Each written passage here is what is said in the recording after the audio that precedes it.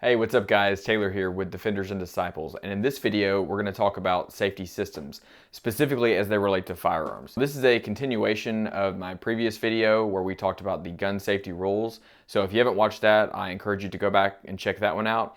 But today we're going to talk about how to apply those rules into a safety system. Safety rules are a great way to codify a set of principles or regulations on how to safely own and handle guns.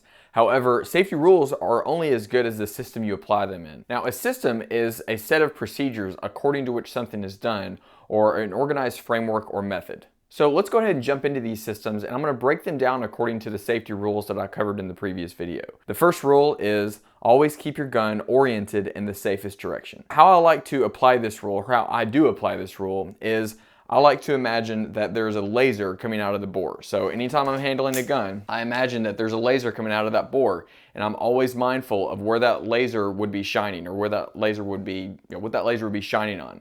So I make sure that whatever that laser is shining on is the safest direction. I think this kind of helps people think about the orient versus point. So I go back to my other video.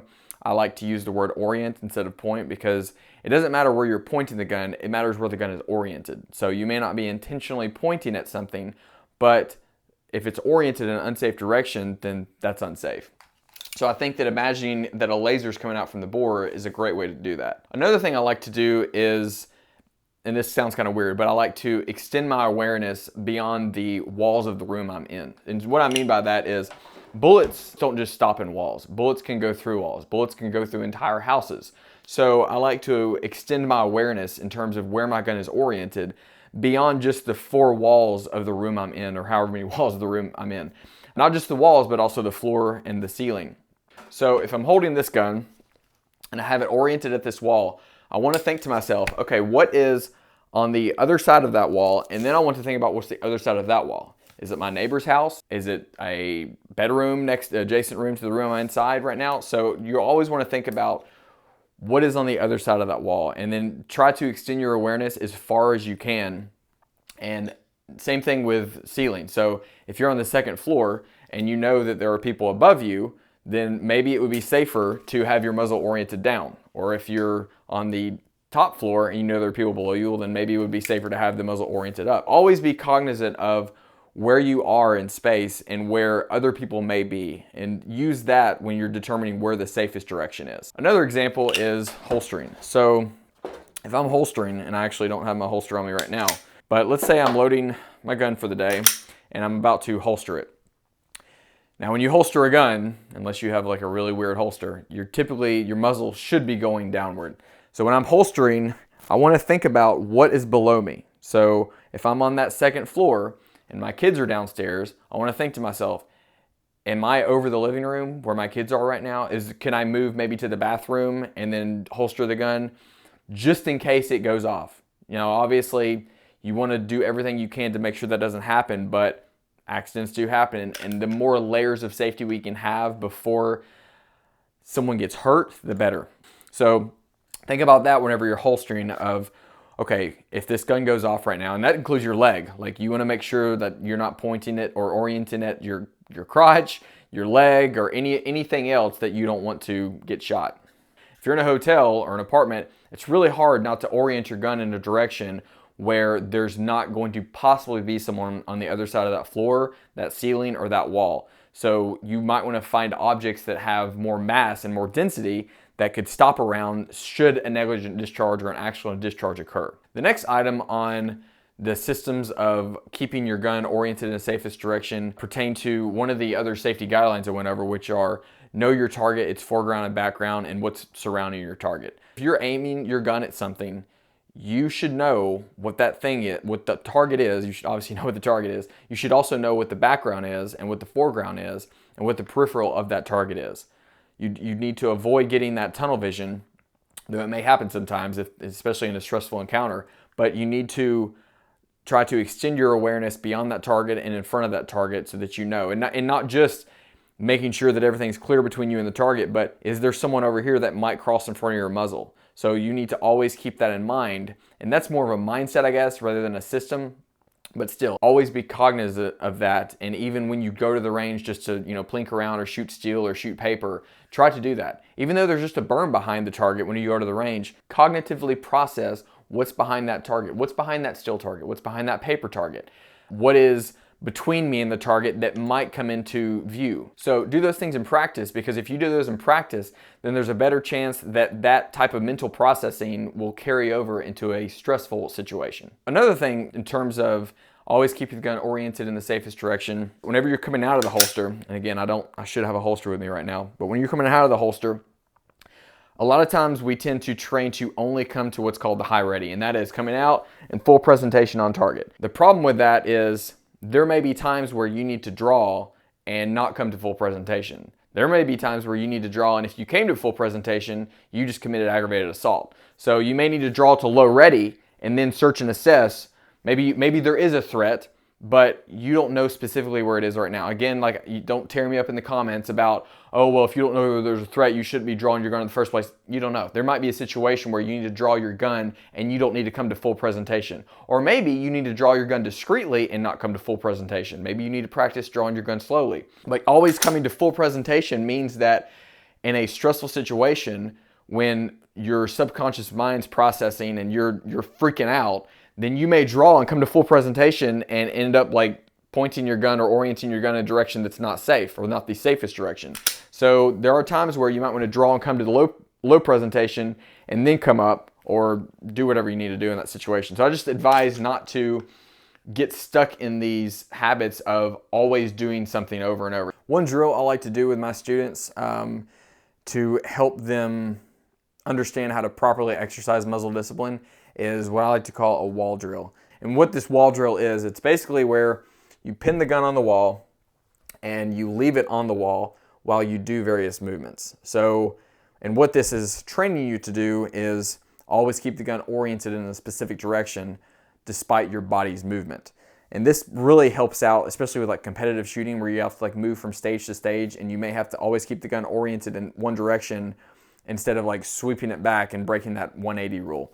So what I like to do is have my students pin it to the wall, and then I just have them turn, I don't have much room here, but have them turn in different directions while always keeping that oriented. And maybe this is complete BS, but I think that what it does is it helps build the proprioceptive connections to always know where that muzzle is oriented, and also to help them understand where they can or where they need to move their body and move their arms to keep the muzzle oriented in a specific direction or in the safest direction.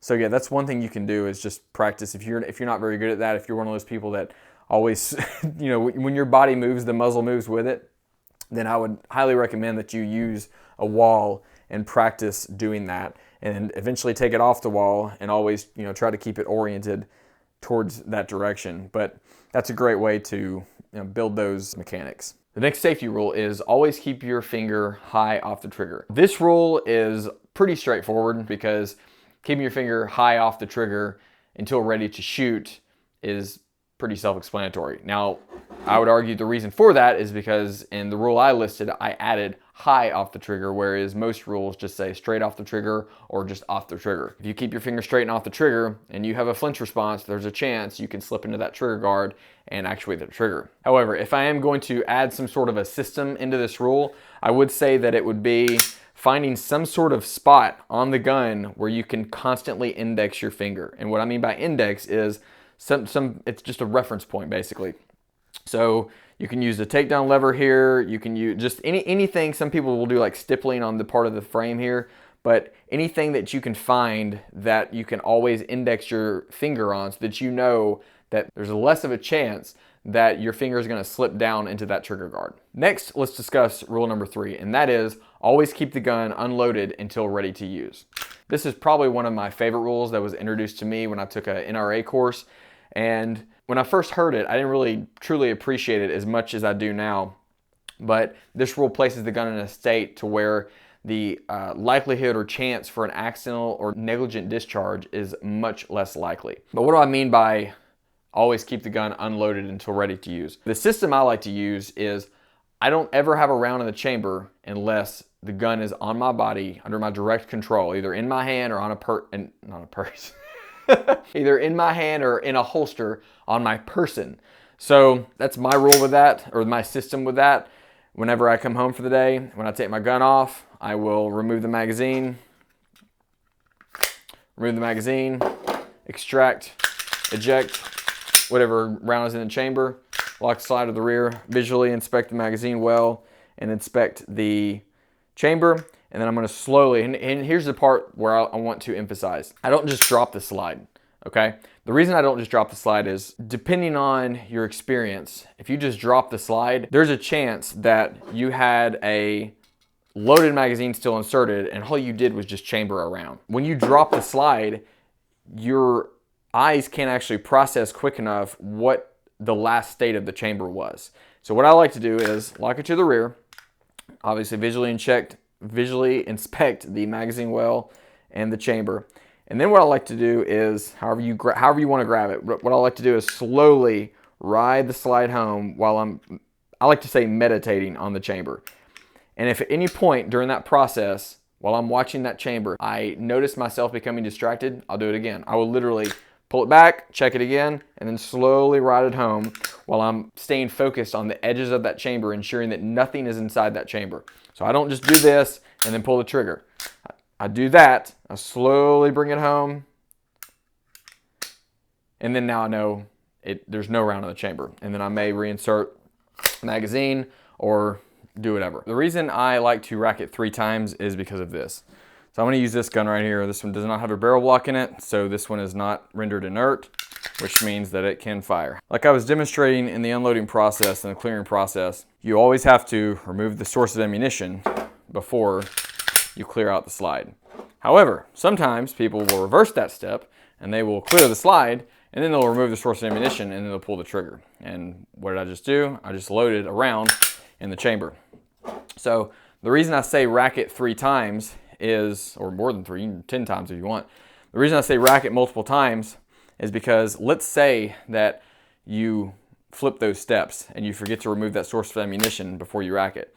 If you start doing this, you should pick up on the hint that you didn't remove that magazine. So that's why I say that you need to rack it multiple times, because if you rack it once, you may have just loaded around and not realized it. Now, me personally, I always confirm a weapon's condition whenever I lose sight of that gun. If I were to walk out of the room and come back in, I'm going to reconfirm the state of these guns. Now this one, I don't have to because it has a chamber flag. So I know right away that that chamber flag and a round cannot occupy the chamber at the same time. So therefore, I know that it's unloaded. This one has a barrel block inserted. So I know for a fact that if I open up this chamber, there is going to be a barrel block, little orange piece of plastic in there that is blocking that chamber and preventing any round from being loaded. This gun, same thing. It has a barrel block. So I know for a fact that there's nothing I can do to, I'll prove it to you. If I were to take this gun with a barrel block, it's clear, take a magazine with a round in, insert it and rack it, that is all that's gonna happen. That round will not go in the chamber and this gun will not go into battery or not lock in position. So that's completely blocking the round from going in the chamber. There's no way it can be loaded. If I don't have either one of those, let's say I take this one and I take that out. Yeah, I'll talk about that in a second. Take that out.